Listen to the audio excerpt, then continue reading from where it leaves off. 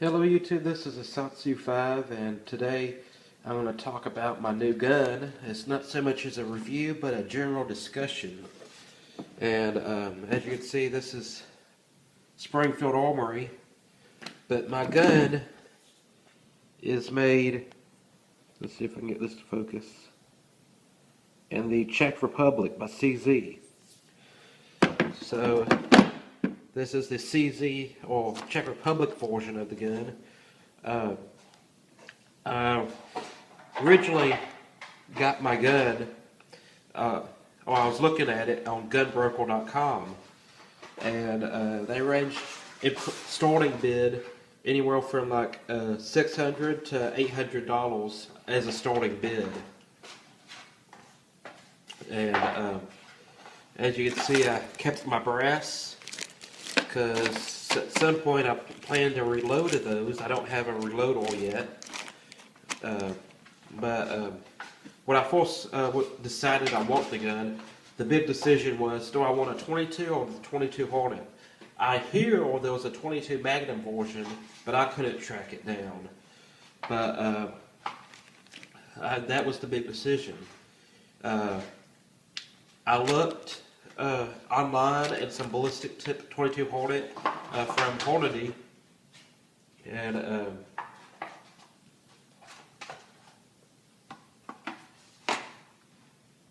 the ballistic tip 22 Hornets from Hornady were about $17 online without shipping and handling and the hazmat and stuff.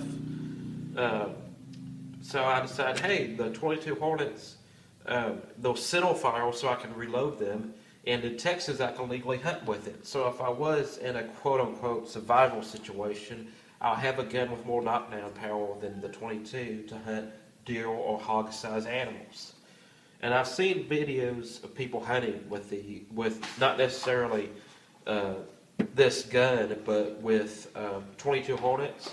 And there's a big discussion online whether hunting with a 22 Hornet, yes I know, whether hunting with a 22 Hornet for deer-sized animals is ethical or not. And there's a big argument, and people say yes, you can do it, but shot placement is key. It's not ethical, and in my opinion, in a survival situation, sentiments kind of go out the window. So, ethics is not a big deal. But I got tongue-tied. But I decided that if I wanted to hunt with this, I'd rather have the 22 Hornet. And a little side note about the ethics. In the videos I saw of people hunting with the 22 Hornets, when they hunt hog-sized game and deer-sized game, the animal goes down with the first shot right where they're standing. They'll kick a little bit, but they don't run off. Now, I've seen hundreds of videos of people hunting with bow and arrow and crossbow, and they shoot a deer and it runs 50 to 100 yards. So what is really the more ethical weapon, this or that? That's my argument. But this isn't going to be my primary hunting weapon just when I do get a new deer lease. But I figure it would be a good weapon to have to carry when I go camping. When I do go hunting, it's just a spare gun in case my deer rifle that I do have, if I drop it and the scope is no longer in sight, I can still carry this with me and still hunt. And if I don't feel like using the 22 Hornet,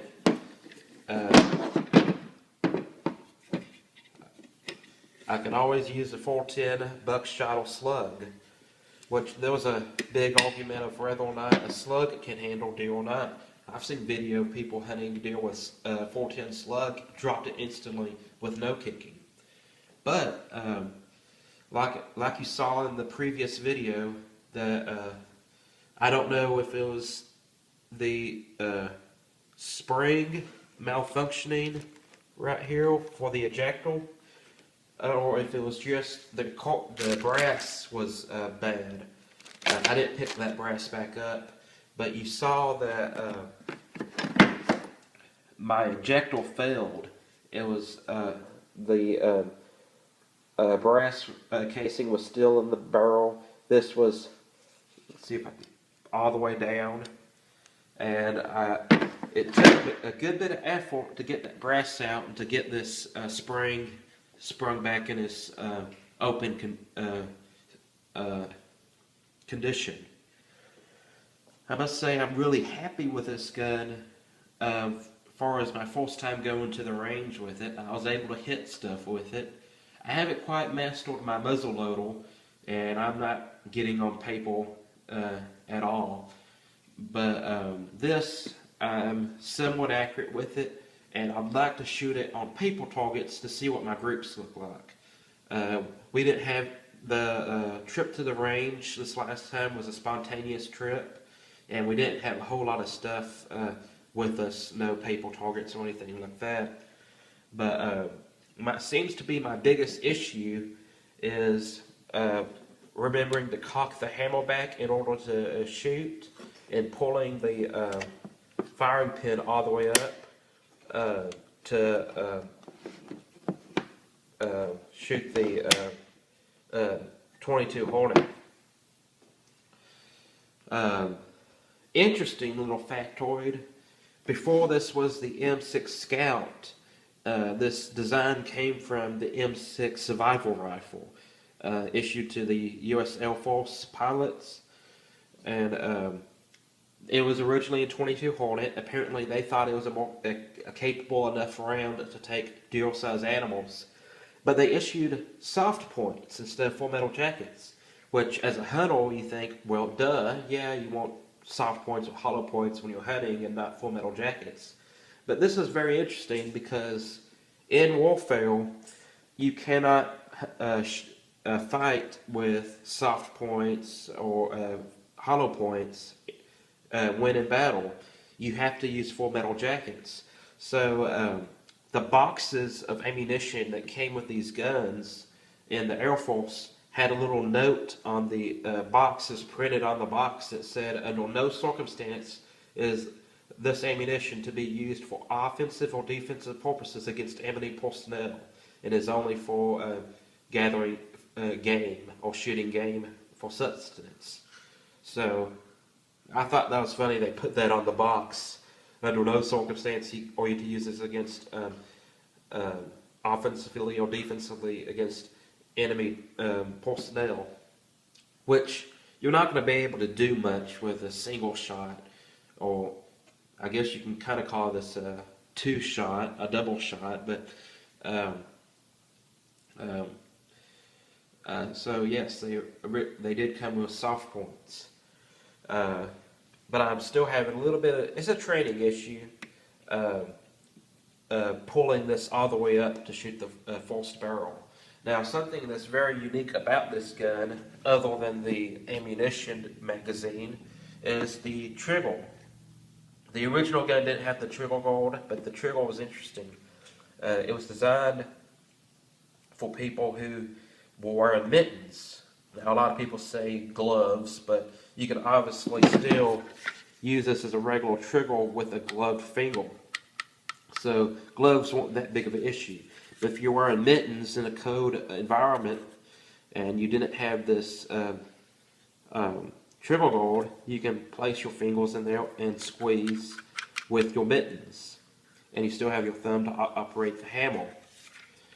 So that's why the trigger is in the way that it is. I really like this gun. I don't know why they discontinued it. It seems like a good idea to me for anybody who's into hunting or backpacking, camping. Now, like I said, the ammunition, like if you get Winchester or Remington 22 Hornet ammo, soft points, is really expensive. Like $50 to $65 per box of 50, which is a little bit much for me. The ballistic tip VMAX from Hornady is a little bit cheaper. I can't remember if they sell it in packs of 50 or 20, but it's a little bit cheaper. It's a little bit more affordable to buy a box of it. So that's why I'm going to start reloading these. On the flip side, if you're all interested in this gun and you want to shoot it really cheaply, and you don't really want it necessarily for hunting medium-sized game, you can get the 22 version. And what's cool about that is you can take it hunting with you as a survival weapon. But if you go camping, you can just plink around. You take a brick of ammunition, take some 410, whatever, and you can shoot at stumps. And in my old hunting lease, people kind of throw cans and bottles all over the place, which isn't cool, but those little objects find new life as targets for me. So that's kind of how I want to shoot. Was at cans and stuff, and which is probably the reason why I'm not the best shot, because I haven't had a lot of experience shooting on paper, which is why I want to shoot paper targets.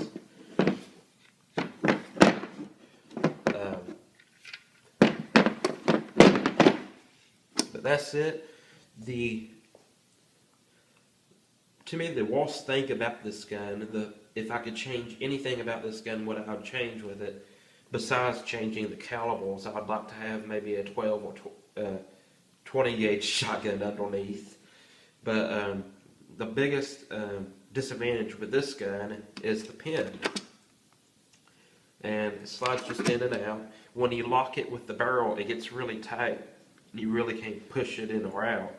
But when you disassemble the gun, it's pretty... it's snug, but it's still pretty loose. You can possibly fall out. So what I would like to see on future models, if they resurrect this design, is to put a little loop on the pin where you can tie maybe some paracord to it, and then tie the other one of the paracord to this. So when it's disassembled, this is hanging off of here, and it's attached to the gun so you don't lose it. And I think that'd be a good modification or improvement if they resurrect this gun design. Like you experienced with me, it's not 100% reliable. It's probably pretty close to 90% reliable, but not 100%. But I love my gun. I paid $880, and you can find them on GunBroker, starting bids, usually around $650 to $700, and I've seen them go as high as $1,000 and $1,050, and so I'm really fortunate I didn't have to pay that much for mine. But this is just a little discussion, just sharing with you what I think about the gun. Hope to, improve in my accuracy and get out there and shoot this some more. I'm really happy with it. I'm Asatsu5. Hope you enjoyed this little video, and I'm out.